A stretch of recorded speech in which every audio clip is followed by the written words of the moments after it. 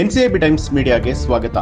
ಅಕ್ರಮ ಮರಳು ಮಾಫಿಯಾ ತಡೆಯೋದಕ್ಕೆ ಹೋದ ಮಹಿಳಾ ಅಧಿಕಾರಿಗೆ ಕಾಂಗ್ರೆಸ್ ಶಾಸಕ ಬಿಕೆ ಸಂಗಮೇಶ್ ಅವರ ಪುತ್ರ ಅವಾಚ್ಯ ಶಬ್ದಗಳಿಂದ ನಿಂದನೆ ಮಾಡಿದ್ದಾನೆ ಅನ್ನುವಂತಹ ವಿಡಿಯೋ ಇದೀಗ ಸಾಮಾಜಿಕ ಜಾಲತಾಣದಲ್ಲಿ ವೈರಲ್ ಆಗ್ತಾ ಇದೆ. ಇವರ ವಿರುದ್ಧ ಕಾಂಗ್ರೆಸ್ನಲ್ಲೇ ಆಕ್ರೋಶಗಳು ಕೂಡ ವ್ಯಕ್ತವಾಗ್ತಾ ಇರುವಂತದ್ದು. ಅಕ್ರಮ ಮರಳು ಮಾಫಿಯಾ ತಡೆಯೋದಕ್ಕೆ ಹೋದ ಮಹಿಳಾ ಅಧಿಕಾರಿಗೆ ಕಾಂಗ್ರೆಸ್ ಶಾಸಕ ಬಿಕೆ ಸಂಗಮೇಶ್, ಕಾಂಗ್ರೆಸ್ನ ಎಂಎಲ್ಎ ಇವರ ಪುತ್ರ ಅವಾಚ್ಯ ಶಬ್ದಗಳಿಂದ ನಿಂದನೆ ಮಾಡಿದ್ದಾನೆ ಅನ್ನುವಂತಹ ವಿಡಿಯೋ ಇದೀಗ ವೈರಲ್ ಆಗ್ತಾ ಇದೆ. ಈವರೆಗೂ ಕೂಡ ಶಾಸಕನ ಪುತ್ರನ ವಿರುದ್ಧ ಯಾವುದೇ ಕ್ರಮ ಕೈಗೊಳ್ಳದೆ ಇರೋದಕ್ಕೆ ಬಿಜೆಪಿ ಶಾಸಕರುಗಳು ಕೂಡ ಇದೀಗ ಕಿಡಿಕಾರ್ತಾ ಇದ್ದಾರೆ. ಬಿಜೆಪಿ ಕಾರ್ಯಕರ್ತರು ಕ್ರಮವನ್ನ ತೆಗೆದುಕೊಳ್ಳಬೇಕು ಅಂತ ಹೇಳಿ ಆಗ್ರಹಿಸಿ ಪ್ರತಿಭಟನೆಗೆ ಕೂಡ ಇಳಿದಿರುವಂತದ್ದು. ಈ ವಿಚಾರವಾಗಿ ಪ್ರತಿಕ್ರಿಯೆ ಕೊಟ್ಟಿರುವಂತಹ ಸಚಿವರಾದ ಕೆಎನ್ ರಾಜಣ್ಣ ಅವರು, ಯಾರೇ ಆಗ್ಲಿ ಅಧಿಕಾರಿಗಳ ವಿರುದ್ಧ ಹಾಗೆ ಮಾತನಾಡಬಾರದು, ಕಾನೂನು ಪ್ರಕಾರವಾಗಿ ಶಿಕ್ಷೆ ಆಗ್ಲೇಬೇಕು. ಅವರು ಮಿನಿಸ್ಟರೇ ಆಗಿರ್ಲಿ, ಶಾಸಕರೇ ಆಗಿರ್ಲಿ, ಶಾಸಕನ ಮಗನೇ ಆಗಿರ್ಲಿ, ಯಾರು ಕೂಡ ಆತರ ಮಾತನಾಡುವಂತ ಅಗತ್ಯ ಇಲ್ಲ.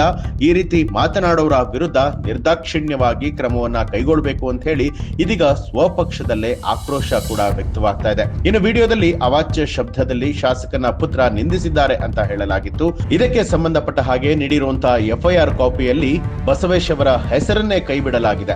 ಇದು ಸಾಕಷ್ಟು ಅನುಮಾನಗಳಿಗೂ ಕೂಡ ಎಡೆ ಮಾಡಿಕೊಟ್ಟಿರುವಂತದ್ದು. ಅಕ್ರಮ ಮರಳು ಮಾಫಿಯಾ ತಡೆಯೋದಕ್ಕೆ ಹೋದ ಮಹಿಳಾ ಅಧಿಕಾರಿಗೆ ಶಾಸಕರಾದಂತಹ ಸಂಗಮೇಶ್ ಅವರ ಪುತ್ರ ಬೈದಿದ್ದಾರೆ, ಜೊತೆಗೆ ಸೊಂಟದ ಕೆಳಗಿನ ಪದಗಳನ್ನ ಬಳಸಿದ್ದಾರೆ ಅಂತ ಹೇಳಲಾಗಿತ್ತು. ಈ ಸಂಬಂಧ ಭದ್ರಾವತಿಯ ಡಿವೈಎಸ್ಪಿಗೆ ಅನಾಮಧೇಯ 6ರಿಂದ 7 ವ್ಯಕ್ತಿಗಳ ವಿರುದ್ಧ ದೂರನ್ನ ಕೂಡ ದಾಖಲು ಮಾಡಲಾಗಿತ್ತು. ಈ ಸಂಬಂಧ ಇದೀಗ 3 ಪೊಲೀಸರು ವಶಕ್ಕೆ ಪಡೆದಿದ್ದಾರೆ. ಇದರ ವಿಡಿಯೋದಲ್ಲಿ ಅವಾಚ್ಯ ಶಬ್ದದಲ್ಲಿ ಶಾಸಕನ ಪುತ್ರ ಮಾತನಾಡಿರುವಂತದ್ದಿದೆ. ಇದಕ್ಕೆ ಸಂಬಂಧಪಟ್ಟ ಹಾಗೆ ಕೊಟ್ಟಿರುವಂತಹ ಎಫ್ಐಆರ್ ನಲ್ಲಿ ಮಾತನಾಡಿರುವಂತಹ ಬಸವೇಶ್ ಅವರ ಹೆಸರನ್ನೇ ಕೈಬಿಡಲಾಗಿದೆ. ಇದು ಸಾಕಷ್ಟು ಅನುಮಾನಗಳಿಗೆ ಎಡೆ ಮಾಡಿಕೊಟ್ಟಿರುವಂತದ್ದು.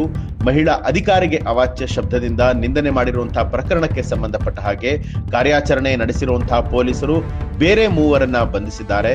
ಚನ್ನಗಿರಿ ತಾಲೂಕಿನ ಮಾವಿನಕಟ್ಟಿ ನಿವಾಸಿಯಾಗಿರುವಂತಹ 38 ವರ್ಷದ ರವಿ ಬಿನ್ ಮಲ್ಲೇಶಪ್ಪ, ಹಾಗೆ ಹಾಸನ ಜಿಲ್ಲೆಯ ಅರ್ಕಲಗೂಡಿನ ನಿವಾಸದ 34 ವರ್ಷದ ವರುಣ್ ಬಿನ್ ರಾಜಶೇಖರ್, ಹಾಗೆ ಸುರೇಂದ್ರಗೌಡ ಕ್ಯಾಂಪ್ನ ಅಜಯ್ ಬಿನ್ ತಿಪ್ಪೇಶ್, ಈ 3 ಮಾತ್ರ ಇದೀಗ ಪೊಲೀಸರು ಬಂಧಿಸಿರುವಂತದ್ದು. ಇದು ಸಾಕಷ್ಟು ಅನುಮಾನಗಳಿಗೆ ಎಡೆ ಮಾಡಿಕೊಟ್ಟಿದೆ. ಈ ವಿಚಾರಕ್ಕೆ ಸಂಬಂಧಪಟ್ಟ ಹಾಗೆ ನಿಮ್ಗೆ ಏನನ್ನಿಸ್ತು ಅನ್ನೋದನ್ನ ನೀವು ಕೂಡ ಕಮೆಂಟ್ ಮಾಡಿ ನಮ್ಗೆ ತಿಳಿಸಬಹುದು. ಹಾಗೆ ಯಾರೆಲ್ಲ ಎನ್ಸಿಬಿ ಟೈಮ್ಸ್ ಮೀಡಿಯಾ ಚಾನೆಲ್ ಅನ್ನ ಸಬ್ಸ್ಕ್ರೈಬ್ ಮಾಡಿಲ್ಲ, ತಪ್ಪದೇ ಸಬ್ಸ್ಕ್ರೈಬ್ ಮಾಡಿ ಬೆಲ್ ಐಕಾನ್ ಒತ್ತಿ.